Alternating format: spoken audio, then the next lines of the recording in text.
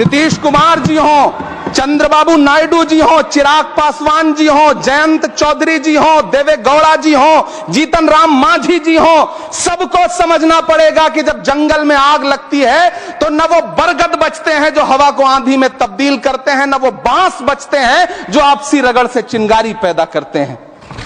सभापति महोदय, जब देश को मनमोहन सिंह साहब जैसा काबिल प्रधानमंत्री मिलता है तो देश को आरटीआई जैसा एक्ट मिलता है, सेज जैसा एक्ट मिलता है, मनरेगा जैसा एक्ट मिलता है, लिबरलाइजेशन मिलता है, राइट टू एजुकेशन मिलता है, नेशनल फूड सिक्योरिटी एक्ट मिलता है। लेकिन जब देश को सौगातें मोदी मिलती है तो क्या मिलता है? सीए मिलता है, फॉर्म्स लॉ मिलता है, आर्टिकल 370 मिलता है, इलेक्टोरल बॉन्ड जैसा एक्ट मिलता है और वक्फ अमेंडमेंट एक्ट जैसे बिल देश को मिलते हैं। मुझे तो अपने हमवतन भाइयों से पूछना है कि आपको अपने बच्चों की तरक्की, खुशहाली और नौकरी की दरकार है या फिर मुसलमानों की दान की गई जमीनों को लूट कर धन्ना सेठों को देने की साजिश करने वाले कानून की?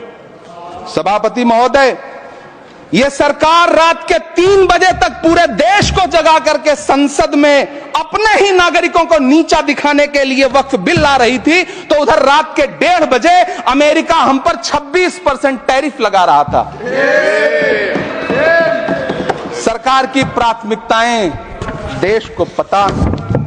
सभापति महोदय, मैं बहुत भावुक हूं आज, और मुझे अच्छा लगा कि आदरणीय नेता सदन जगत प्रकाश नड्डा जी ने बहुत अच्छी बातें भी की, मन से बातें की।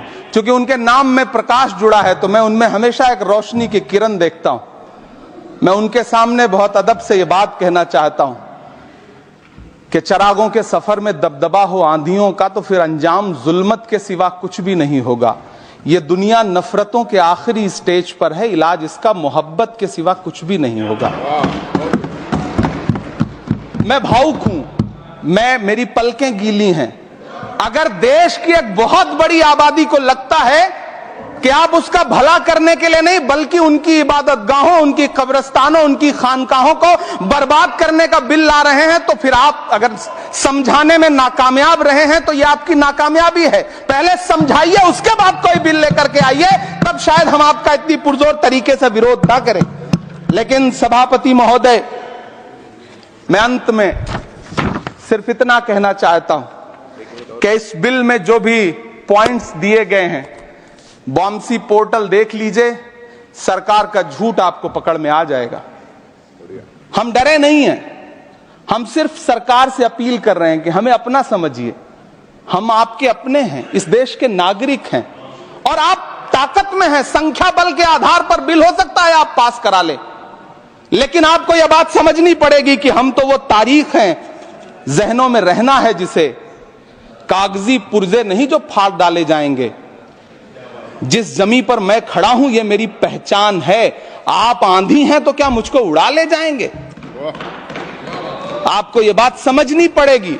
आपको अगर इतना विपक्ष की तरफ से पहले जेपीसी में इतने सारे पॉइंट्स आए और उसके बाद कल से लोकसभा में और राज्यसभा में सुझाव आप सुनने को तैयार नहीं है, लोगों की शंका को दूर करने के बारे में आप बिल्कुल सोच नहीं रहे, बस आप कह रहे हैं यह बिल उम्मीद की नई किरण है। नहीं साहब, इसे भले किरण जी लेके आए हैं लेकिन ये उम्मीद की नहीं बल्कि नाउम्मीदी की किरण है। और इस देश की एक बहुत बड़ी आबादी इस बात से खदशे में है, शक में है कि आप सीधे उनकी जमीनों को लूट करके धन्ना सेठों को बेचना चाहते हैं। मेरी अब भी आपसे अपील है कि इस बिल को वापस लीजिए। यह बिल कहीं से आपके अपने नागरिकों के लिए अच्छा नहीं है। यह बिल सिर्फ इस देश के मुसलमानों को नीचा दिखाने का और अपने एक ऐसे मतदाता वर्ग को खुश करने का बिल है जिनको इस बिल के पास हो जाने से कुछ मिलेगा भी नहीं, लेकिन आप एक नैरेटिव देना चाहते हैं, एक मैसेज देना चाहते हैं।